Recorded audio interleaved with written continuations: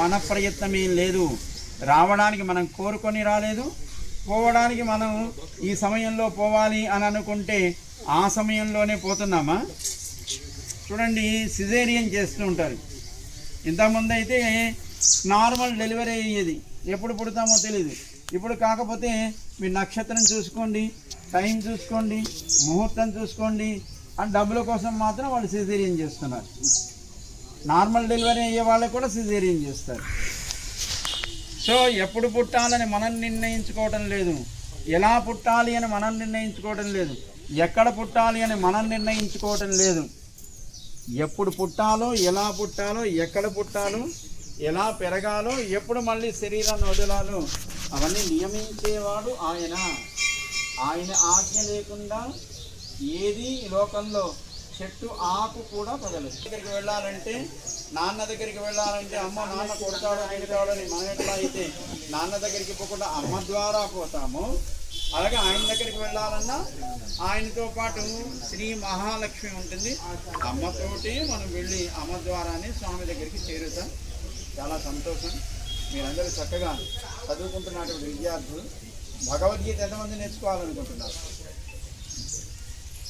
భగవద్గీత మనకి తెలియాలా అక్కర్లేదా? భగవద్గీత కృష్ణుడు అర్జునుడికి ఉపదేశం చేసింది. మీరందరూ సెల్ ఫోన్స్ వాడుతుంటారా? మీకు లేకపోయినా ఇంట్లో అయితే వాడుతుంటారు కదా. మీ సెల్ నెంబర్కి ఇంటర్నెట్ కూడా ఉంటుందా లేదా? సో మీ సెల్ నెంబర్ ద్వారా మళ్ళీ మన వాళ్ళు మీకు సమాచారం చెప్తారు. మన జిఎస్వామి వారి వెబ్సైట్లో కనుక మీరు రిజిస్టర్ అయితే మీకు రోజు 2 శ్లోకాలు పంపిస్తారు. స్వామివారు చదివినవి వారి స్వరంతో రోజు 2 శ్లోకాలు ఉదయం పంపిస్తారు. నేర్చుకోవచ్చునా లేదా? మళ్ళీ సాయంకాలం 8-8:40 మధ్యలో ఆ శ్లోకాల్లో పదాలు మీకు చెప్తారు. అదే క్లాస్ ఉంటుంది, ఆన్లైన్ క్లాసు. నేర్చుకోవచ్చునా లేదా? ఆ తర్వాత మీకు 10 ప్రశ్నలు పంపిస్తారు. విన్న 2 శ్లోకాల్లో 10 ప్రశ్నలకు మీరు సమాధానాలు మీరు రాయాలి. రాయడం అంటే దాంట్లో టిక్ చేయడమే ఫోన్లో. సో ఇలా 700 శ్లోకాలు మొత్తం భగవద్గీత 350 రోజుల్లో మనం నేర్చుకోగలుగుతామా లేదా? రోజుకు 2. ఆ తర్వాత ప్రతిరోజు 10 ప్రశ్నలు మనం సమాధానం చేయడం వల్ల మనకి భగవద్గీత పూర్తిగా అర్థమవుతుంది. ఎవరన్నా అడిగితే భగవద్గీత అంటే ఏంటి అంటే చెప్పగలిగేటువంటి జ్ఞానం మనకి ఏర్పడుతుంది, ఆ తెలివి మనకి ఏర్పడుతుంది. మళ్ళీ మీ ఏజ్ గ్రూప్ ఉంటుందా లేదా? స్కూల్ పిల్లలు మళ్ళీ మిమ్మల్ని జిల్లాకు 3 సెలెక్ట్ చేస్తారు, బాగా ఆన్సర్ చేసిన వాళ్ళు. వాళ్ళందరినీ జిఎస్వామి వారి దగ్గర మన హైదరాబాద్ శంషాబాద్లో సమతామూర్తి రామాంజుల గారి పెద్ద విగ్రహం ఉందా లేదా? అక్కడికి మళ్ళీ మిమ్మల్ని అందరినీ కూడా నెంబర్ 1, 2, 3 ఎవరైతే ఉన్నారో వాళ్ళకి అక్కడ పరీక్ష పెడతారు. దాంట్లో మళ్ళీ మొత్తం రాష్ట్ర స్థాయిలో తెలంగాణ అంతటికి కలిపి మళ్ళీ నెంబర్ 1, 2, 3ని మళ్ళీ సెలెక్ట్ చేస్తారు. వాళ్ళకి చేస్తున్నారు అక్కడ మన సమతామూర్తి అక్కడ కేంద్రంలో వాళ్ళకి సన్మానం చేస్తారు. మరి మనం కూడా నేర్చుకుందామా అక్కర్లేదా? నేర్చుకుందాం, తప్పకుండా నేర్చుకుందాం భగవద్గీతని. మన విజ్ఞానమే భగవద్గీత. సో తప్పకుండా మనం నేర్చుకుందాం. చాలా సంతోషం. మీరంతా మేము వస్తుంటే నడుచుకుంటూ వస్తున్నారు అక్కడి నుంచి, చాలా సంతోషం. నిజానికి మేము ఇక్కడ ఆలయంలో భగవంతుని దర్శించుకొని ఇంకొక చోట మనకి పూజ పెట్టారు. కానీ మన వాళ్ళు చెప్పారు, స్వామి పిల్లలంతా ఇక్కడ కూర్చున్నారు, ఒక 4 మాటలు మంచి మాటలు చెప్పాలి వాళ్ళకి అని.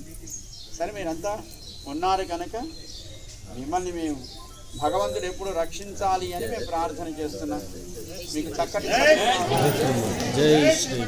చదువు, చక్కటి సంస్కారం, పెద్దలను తల్లిదండ్రులను గౌరవించేటువంటి యోగ్యత, భావి భారత పౌరులుగా మీరు చక్కగా ఎదిగి మంచి సంపాదనతో సమాజానికి సేవ చేయగలిగే వ్యక్తులుగా ఎదగాలి అని మేము ప్రార్థన చేస్తున్నాం. మీ అందరికీ మంగళాశాసనం చేస్తున్నాం.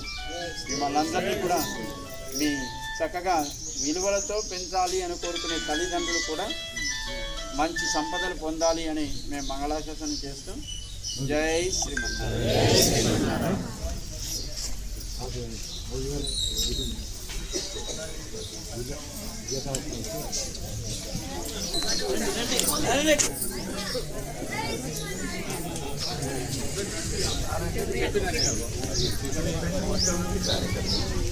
14 ఏళ్ళ నుంచి కార్యకర్తను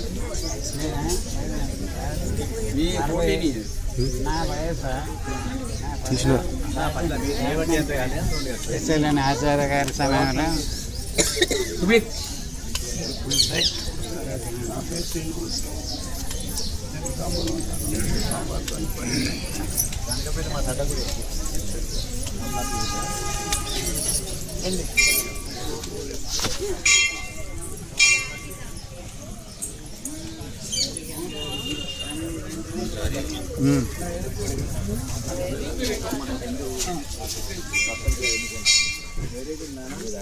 ఐదు సంవత్సరాలు భగవంతుడు నీకు సమయం ఇచ్చాడు. ఈ గ్రామానికి అక్కడ ఉండే వాళ్ళకి ఏం సేవ చేయగలుగుతున్నావు? మనం ఏం చేయలేదు, ప్రభుత్వం ఇచ్చిన దాన్ని కొంతమంది ఏం లేదు, స్వామివారు వచ్చిండ్రు.